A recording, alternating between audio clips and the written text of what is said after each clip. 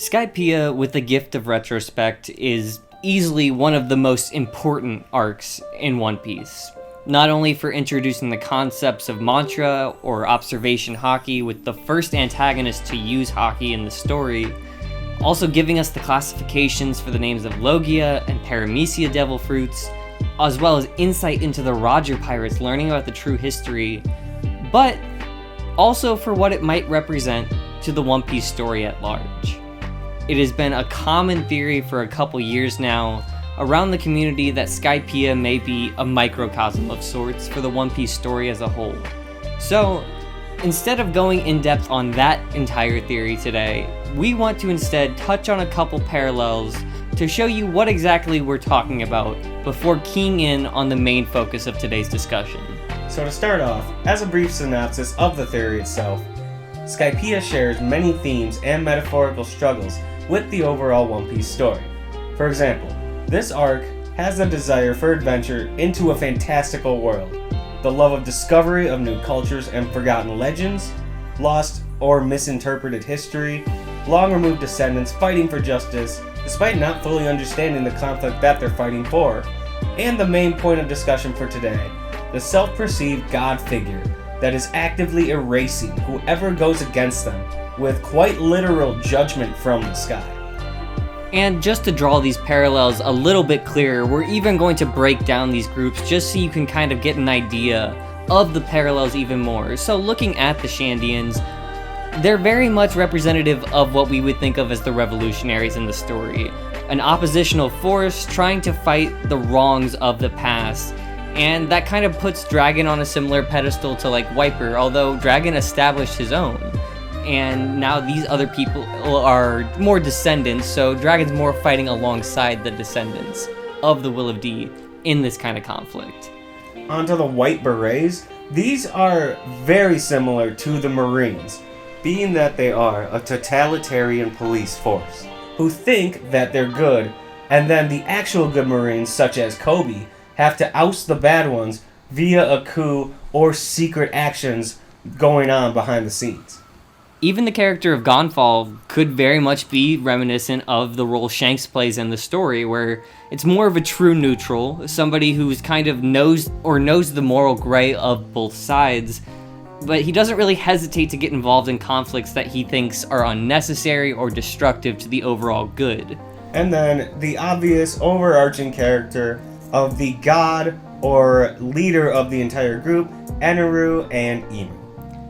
So, now that we have a better grasp of just how reflective some of Skypiea's narrative is to the overarching plot of this long-running story, let's take a deeper look at the connection between Imu and Enel. Considering the way Imu is set up to likely be the final antagonist of this story, Enel being his stand-in for Skypiea may give us the ability to fill in some details we've yet to uncover about Imu in regards to their past, their current goals, and perhaps their conclusion in this story.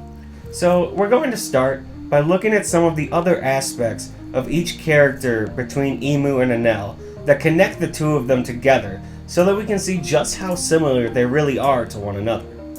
And we can start by looking at the layout of their overall structure of support as well, as Imu has the Gorosei, which the 5 members, Enel has his 4 priests, although you do see 5 doors in the trials, so there possibly could have been a 5th. Maybe that was Rouge. We don't know.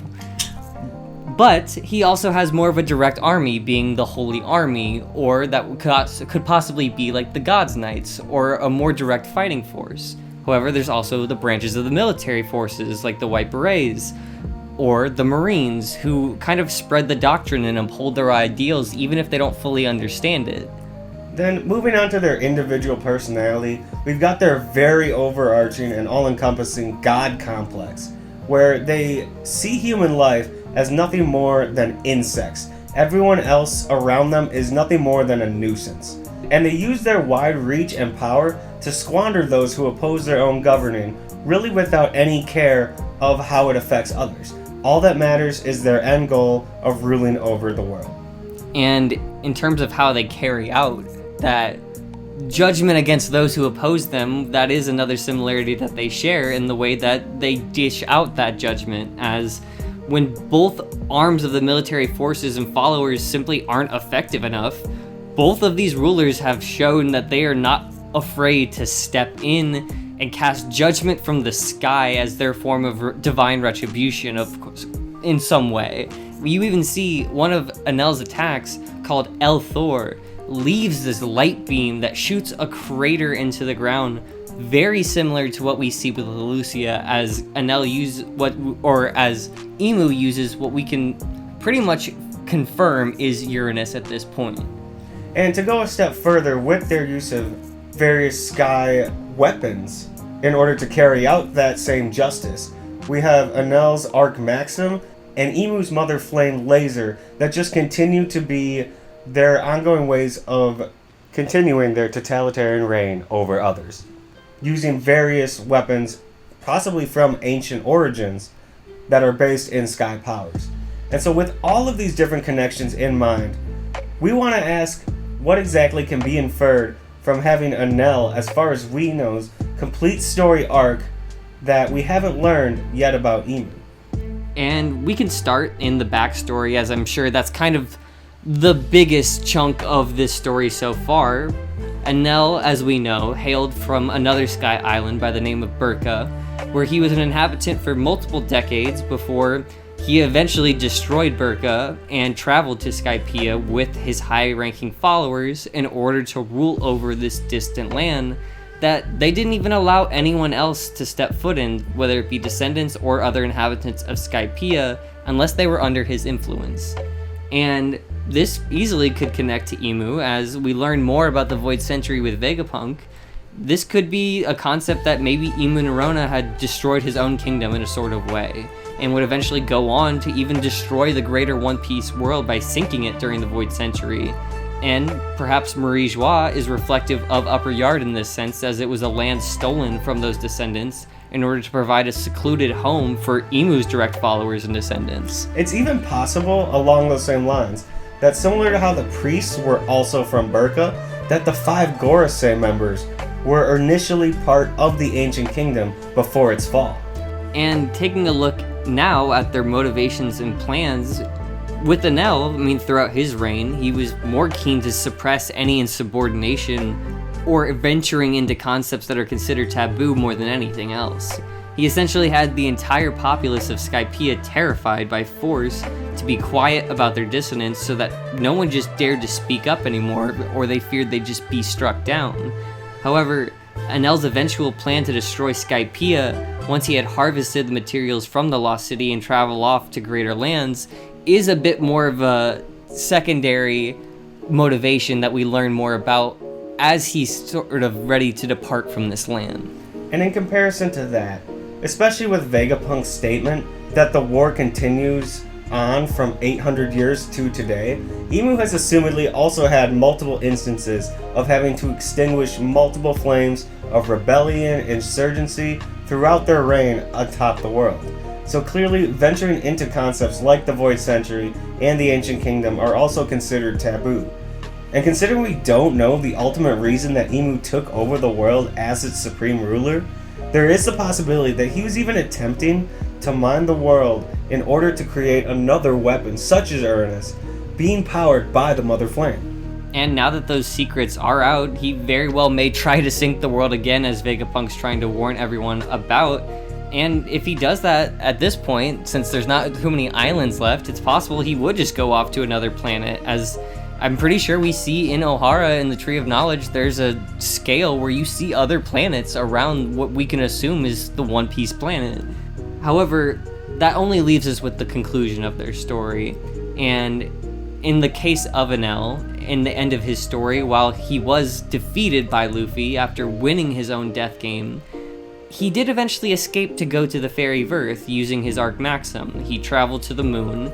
It's covered in Enel's cover series. He had found another civilization with multiple races of people of shapes and sizes.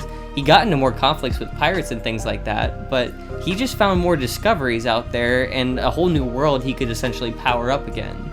And while it is possible for Imu, and maybe even likely that we could see some sort of another death game, similar to what Enel had on Skypiea, With Imu defeating some of our closest allies throughout the final saga of this story, the idea that they could try to even escape to another world in this context would have to be to an entirely new planet, with this current one being sunk into the ocean.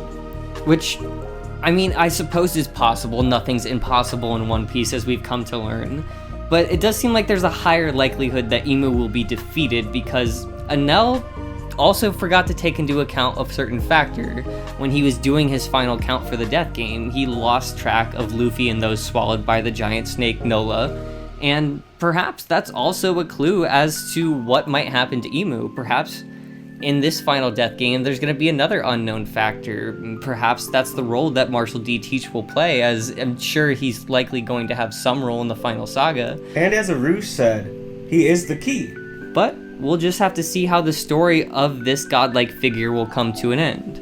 So, with all of this in mind, let us know if you think that Skypiea has any more answers for the end of the story that we might be missing, that are hidden within its original tale. And if there is anything we may have missed comparing the lightning god to the ruler in the shadows. Be sure to comment those answers below, like the video if you enjoyed this, and subscribe for more content like this in the future. And as always, don't forget, Be crew.